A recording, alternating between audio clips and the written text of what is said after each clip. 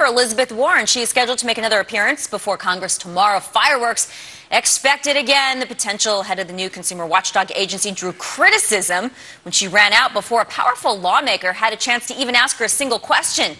But not Charlie Gasparino. He isn't running anywhere. In fact, he's here with a special guest. Charlie. That's because I'm chained to the seat, unlike, right. like Elizabeth Warren. And that special guest is Darrell Issa, the chairman of the House Oversight Committee. Congressman Issa, thanks for joining us. Well, thank you, Charlie, and thanks for covering this important issue. I will keep covering it. Before we get into Elizabeth Warren and the controversy about this new Consumer Protection Bureau, can you give us an update on the debt ceiling negotiations? Where are they right now? Well, obviously, Republicans stand ready to raise the debt ceiling, either short-term if necessary or long-term if possible. And those negotiations, we had a long briefing led by Eric Cantor with the Speaker present that laid out a lot of the good work that has been agreed to. And I think that's what you're not hearing on the news is there is a lot of agreement that some Democrats don't like, maybe agreement some Republicans don't like. But when you get to $1.7 trillion you can agree on, you need to go the rest of the way and get a deal for the American people. What do you give the chances are for a deal before that August 2 deadline? Well, look, the American people deserve to have the government continue running, but running at a rate that spends less. I have no doubt that Eric Cantor and Speaker Boehner intend to make sure that happens. How do you assess the chances for a default? No, none. Zero. We're not going to default. America is good. We pay our bills. We are the best place for people around the world to put money knowing it's 100% safe. That's not going to change. All right. Thank you for that. Let's go to Elizabeth Warren. Kind of an interesting spectacle last time. It was a different committee. This is your Oversight Committee. The last committee was the Patrick McHenry Committee on TARP. And I was in the audience, and I remember you had to take you had to go on the floor to vote on something, and then Elizabeth Warren refused to hang around for you to come back. Do you think that was appropriate? Well, Charlie, I was there, and I left the room thinking that we had the opportunity for a couple more questions. My subcommittee chairman, Patrick McHenry, was very willing to miss votes, to stay, to get the job done. But for whatever reason, Professor Warren was not prepared to stay longer. She had another interview to go to.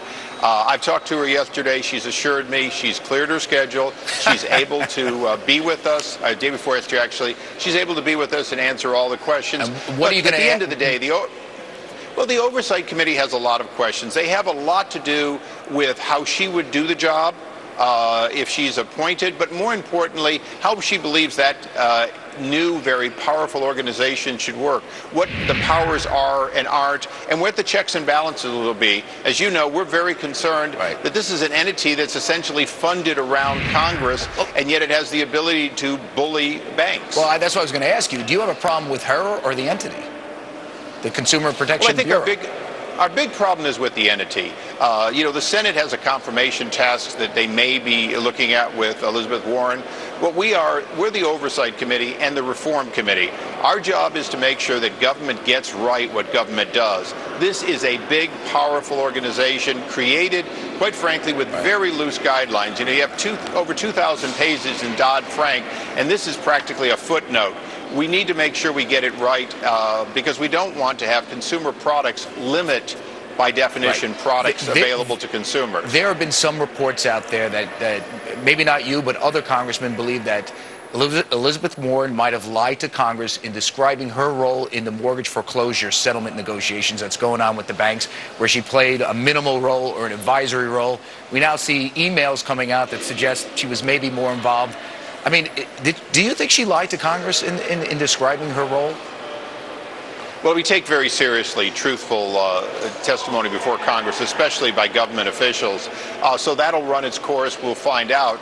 The important thing, though, is that it's not appropriate, essentially, to join in lawsuits with the heavy hand of the government. It's not appropriate to gang up and create multiple failure routes to where decisions are made that are not consistent with law. So we're concerned about that part. There will be questions on that. My intention is not to have any questions related to whether she has previously been untruthful to Congress or not. This isn't an appropriate venue. We're concerned about the organization, what it will or won't do. And of course, we are concerned about what she is doing and believes her role is.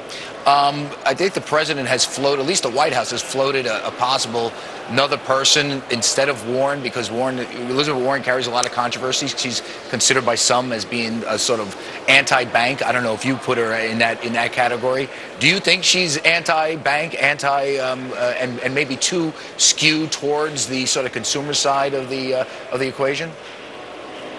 Well, I'm concerned about this organization. I do also take Professor Warren at her word. She had previously said she didn't think you should be able to advertise credit cards to anyone under 22. That does concern me, that you'd have those kinds of views in print. But I think, like any other confirmation, first of all, it's done in the Senate, and second of all, it's done on people's records. So I think we do go through that if she's put up. In the meantime, she is the driving force in defining what this will do, whether or not she's appointed, and we need to make sure that if it's not right, we get it right. So how long do you think you're going to have her for tomorrow? Sounds like a lot of questions. I expect it'll be a couple of hours. I expect both sides have questions. I do believe that we will treat her very civilly. We believe that she comes prepared to answer our questions, and we expect to have a civil dialogue. The one thing that I observed in the Patrick McHenry and my subcommittee chairman's work is he was frustrated that he wasn't getting answers and that essentially the clock was running out without answers. Tomorrow, I'm going to ask her to be more succinct, to ask her to make sure that she gets to the point of the question asked, because if she has all the time in the world, we don't want to waste it. We don't want to waste her time or our time. But it's, Charlie, I hope you're going to be there, because we do expect it to be an important hearing. Well, I'm going to cover it, and I don't want to waste any more of your time. Thank you, Congressman Issa.